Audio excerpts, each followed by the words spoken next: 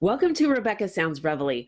What a guest I have for you today, because with me is someone who has went to Michigan State University and done very well in theater there. In fact, he's done so well that he was nominated for the Pulsar Award in one of the the the films there, musical Dogfight, where he played the lead role of Eddie Birdlace.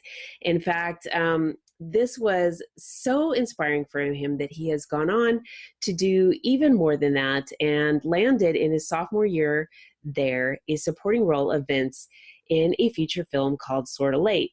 And this was really kind of interesting because it ended up premiering in the Traverse City Film Festival in 2016.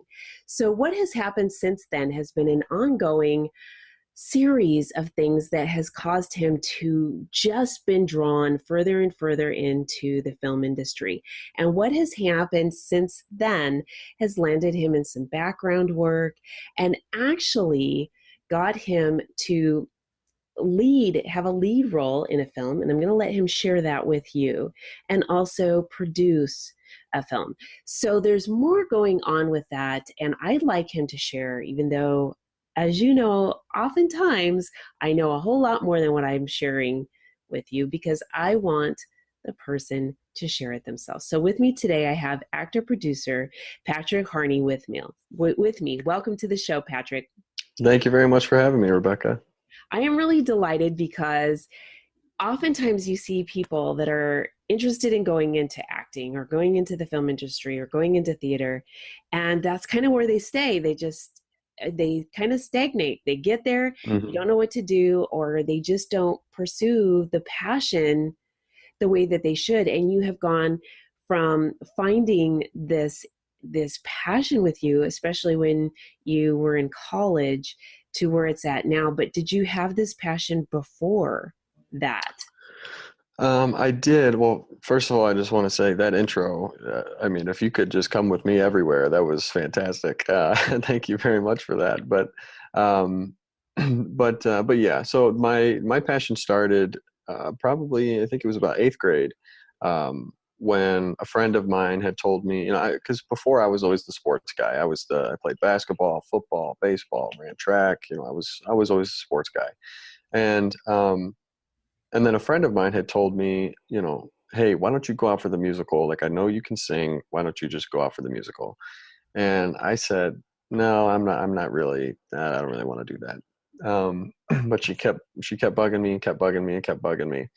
And thank God she did, because finally, just to appease her, and then even a couple of my other friends had joined in, I was like, all right, fine, I'll go, I'll try out. And just to give you an idea of how little I cared, really, I auditioned with the song Santa Claus is Coming to Town. Like, really just didn't care at all. And then the director offered me one of the lead roles in the show. I have chills. And I was like, whoa, okay, this isn't exactly what I was hoping for. But I thought that my out would be, oh, well, they rehearsed during basketball season, so I can't do it. I got basketball, I can't do it. And then she said that she would work with that. She'd be willing to work with that if I'd be willing to work with it. And I was like, oh, okay. So I tried it, and I absolutely loved it. And then from that year on, I did the musical every single year. And we did shows like, and this was at my high school. So it was Hazlitt High School. We did shows like The Wizard of Oz. We did Damn Yankees, Kiss Me Kate, Joseph and the Amazing Technicolor Dreamcoat. I mean, we did some really, really great shows. And so then from then on, my freshman year of college, like you had mentioned, I did Dogfight, which was at a local community theater. And that was a lot of fun, but at that point I kind of had enough with the stage, and I wanted to more so try film, because I knew I always wanted to get into film. And so that's when I kind of skated over to doing Sorta Late. That was my first film experience. And it was funny because I remember my freshman year of college, I actually this was when Batman versus Superman was being filmed at MSU. I wanted to be an extra. I was like, well, I live on campus. This is perfect. Let me be an extra. Right. And then they emailed me back saying, unfortunately, thank you for submitting, but unfortunately we can't have somebody taller than both Batman and Superman in the scene. So, What? yeah. So, cause I'm 6'4". So, yeah, so that was kind of a bummer, but it was funny. And what's funny enough is one of my co-stars in a film that I've done that I know we'll talk about more, Scapegoat, is actually in Batman versus Superman. Mason Hydra, he plays a police officer, and he has a pretty good role in that. So there was still some sort of a connection between that and Batman versus Superman, but yeah. So ever since then, I've been pushing and pushing for film and television, and I'm kind of diving into multiple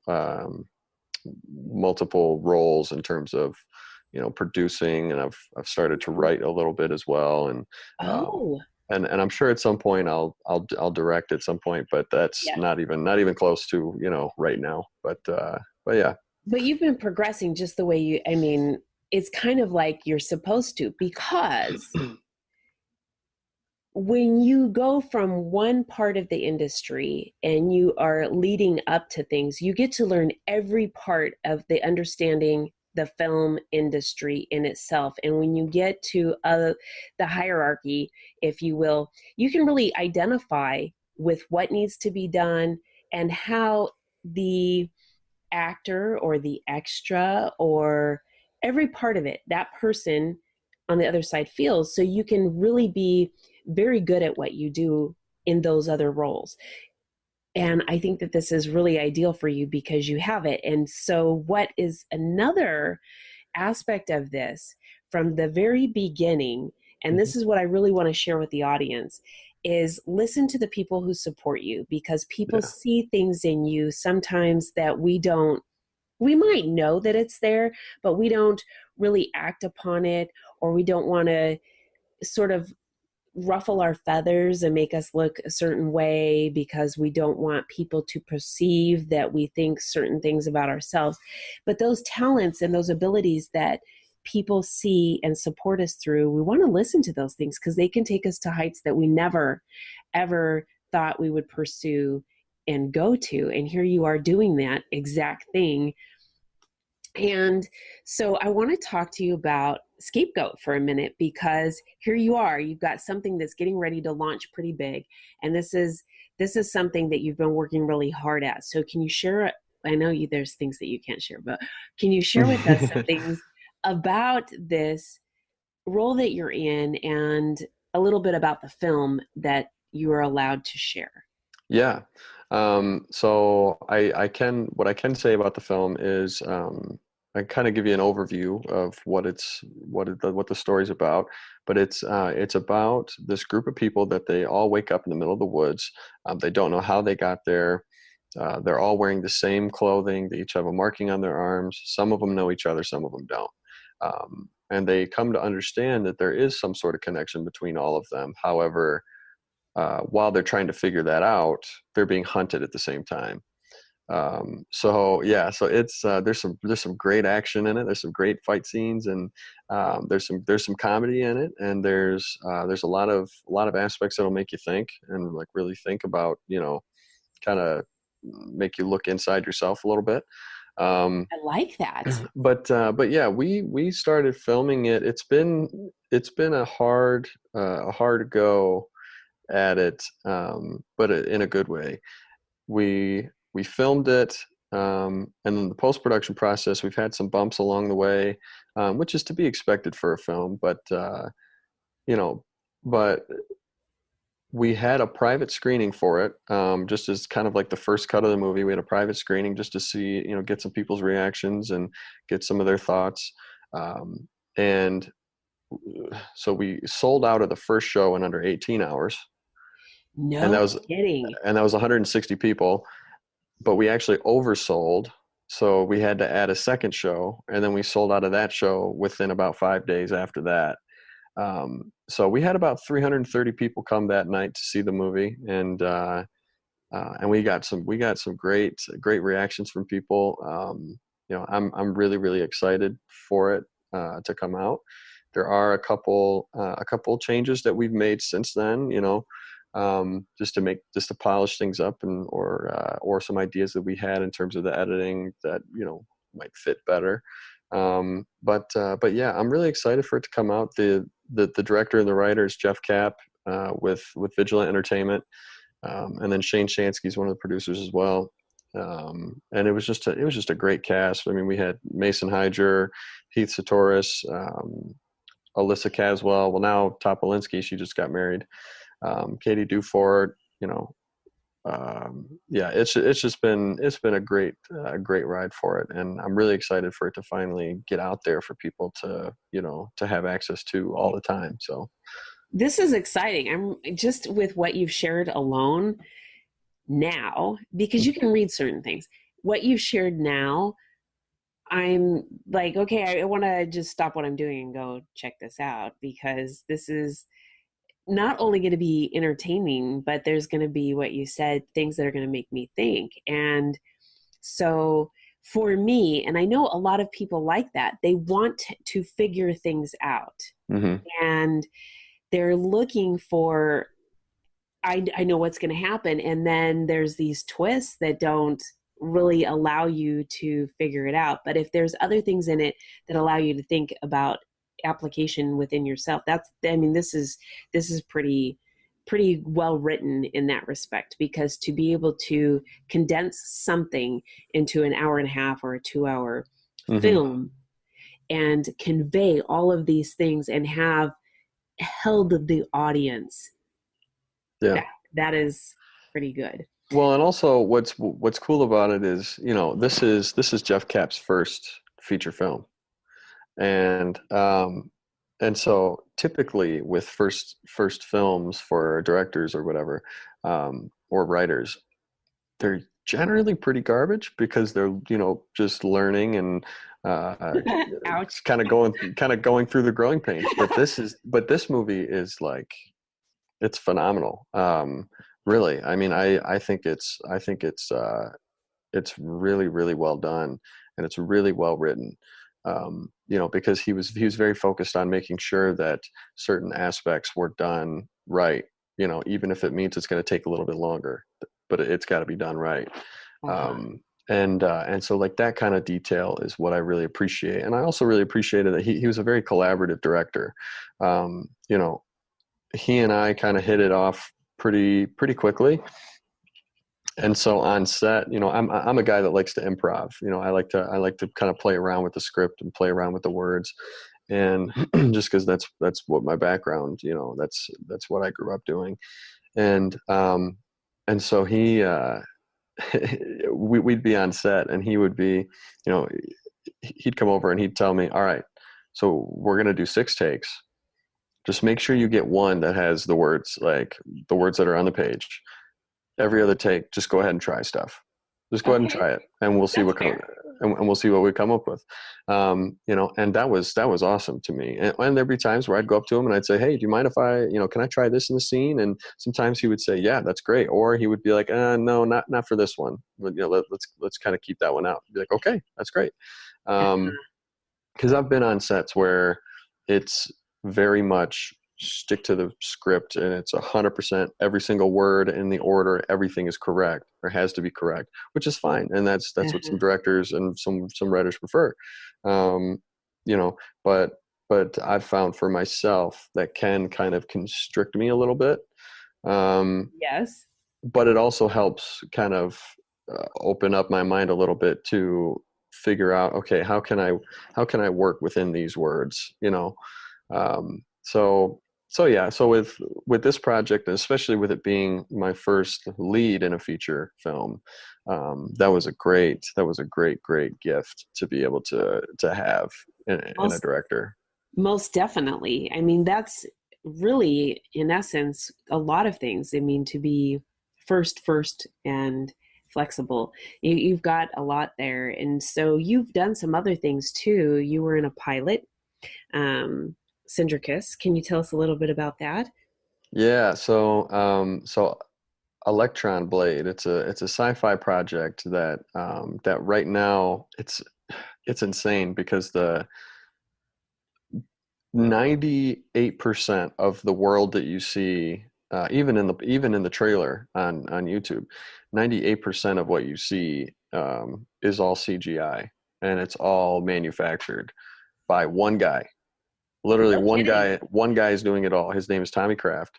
The dude is a wizard with his skills, and obviously all the people are real, but yeah. So I got to play this character named Sindricus, who you could say he's a philosophical stoner. Um, he doesn't really he doesn't speak much, but when he does, it's he's got something to say, you know. Okay. And yeah, and that's a very, very fun character to play. So so the pilot is being finished right now in terms of all the CGI work, and everything's filmed, but all the CGI work and everything's being finished. And then TK2 Films, so Callie Bustle and Tommy Kraft, they're gonna look to try and get it picked up, and that's always the hardest part. You know, you could put hours and hours and months into something, and then trying to get it picked up, that's a whole nother beast. So so yeah, so hopefully we can get that going, because that's a really fun character to play, and I'd love to get back to playing Syndricus. So what did you like about that the most? When you say fun, was it because of scripting or because of being how it was on set? Well, I mean, really both of it. I mean, I'd never been a part of a project where the script was so out there um, in terms of like fiction and fantasy. But also the set was a lot of fun. I mean, everybody really becomes kind of a family, and plus the character, you know, I get to dive into a character that I've never played before. I've never played that sort of character before. Uh-huh. And so I was kind of channeling my inner McConaughey from Dazed and Confused type, you know, uh, type persona. And plus the costumes were all crazy costumes. And, you know, that's what helped you get into the character. Cause for me, I'm the kind of guy that I need to know what the character is going to look like first. That's like one of the Okay. first things I do is I need to make sure I know what he looks like, so that way I can choose how he talks, how he walks, and you know, and then kind of look at the words on the page from there.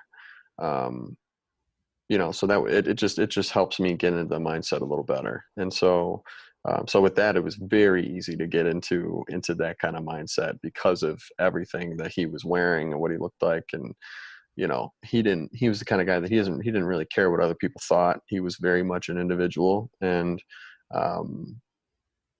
yeah, that was very, very fun to play. Do you think that character being individualistic can carry over to us as people in the way that we should feel about ourselves? Yeah, I think so. I've always been the kind of guy that always wanted to be a little different, you know. I mean, that was even from when I was younger, you know,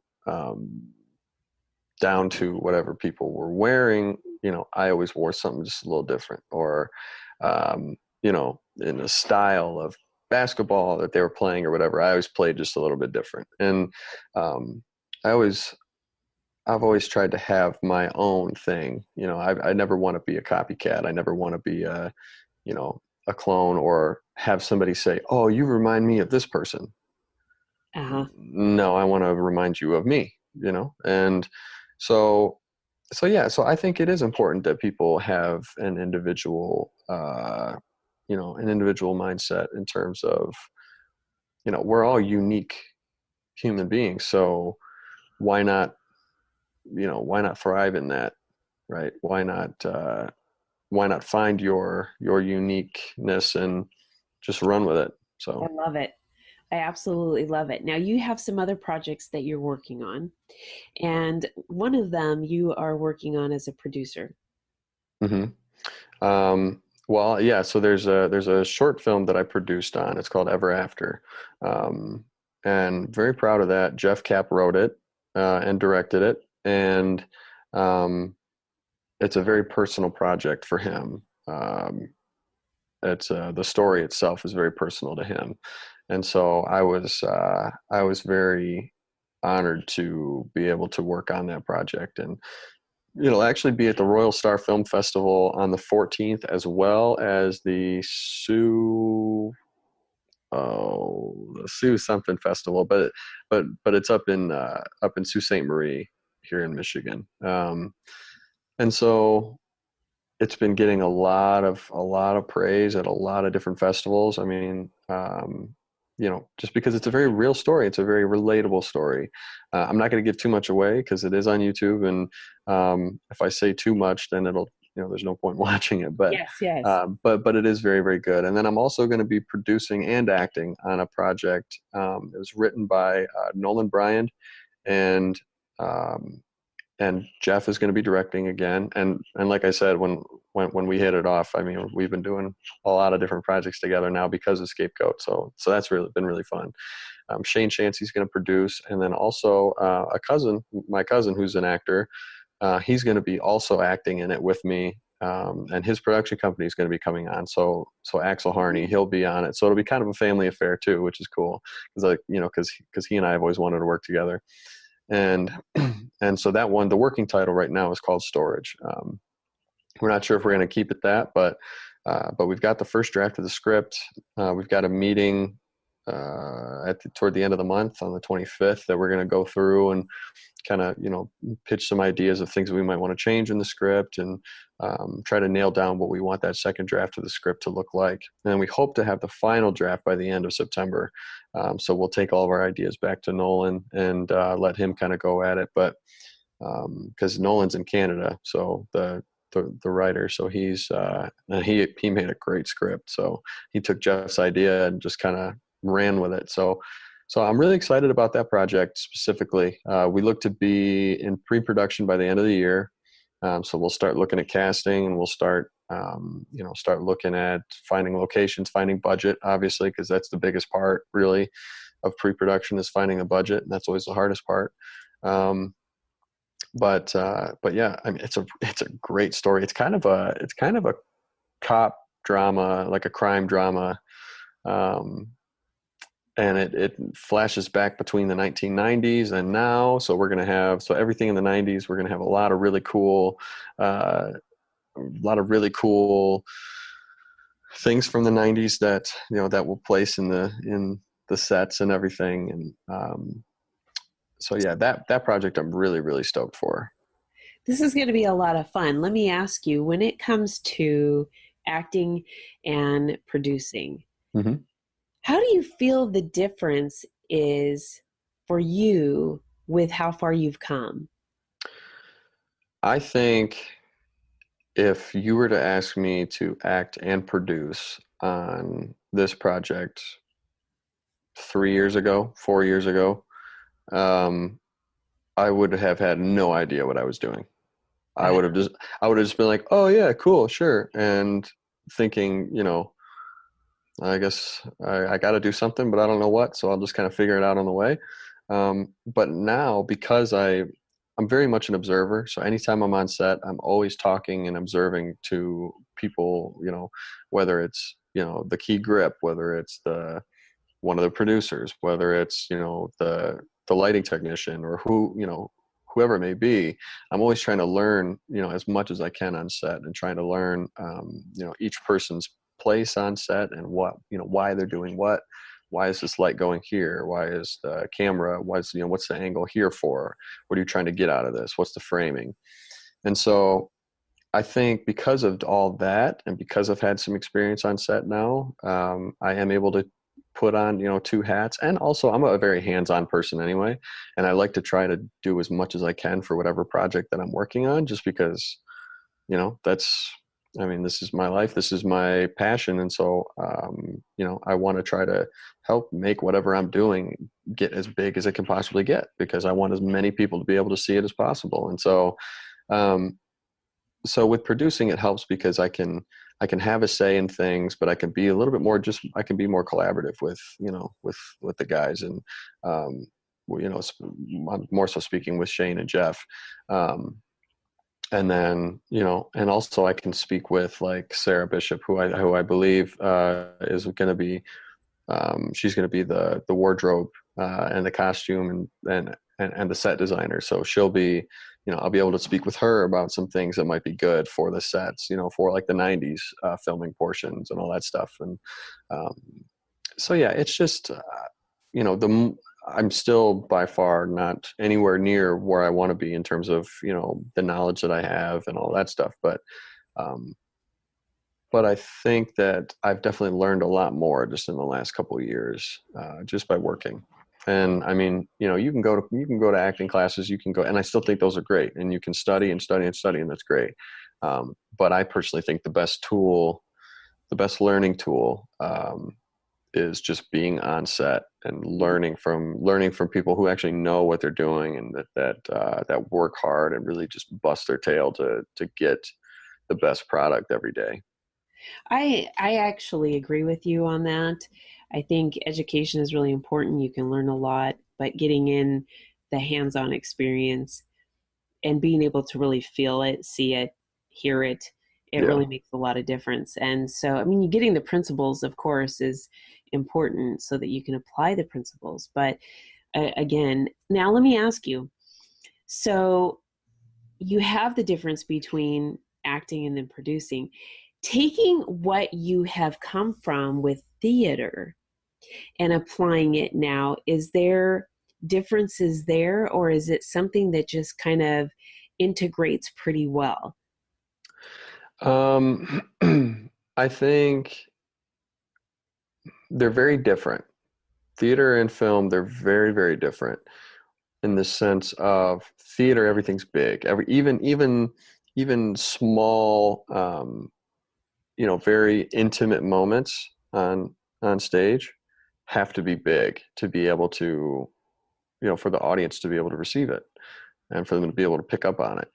I've always been better at the little things, the subtle things, which is why I think I feel more comfortable with film, because that could pick up on that.